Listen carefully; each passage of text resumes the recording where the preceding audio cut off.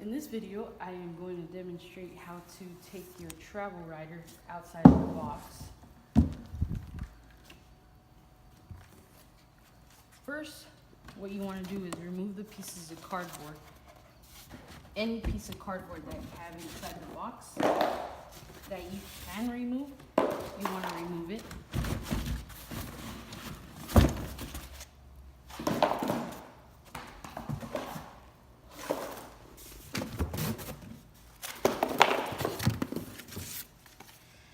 Now, you come to the front, you can grab onto the handle that's here at your footstep, and you want to pull this up and reel it all the way to this side of the box.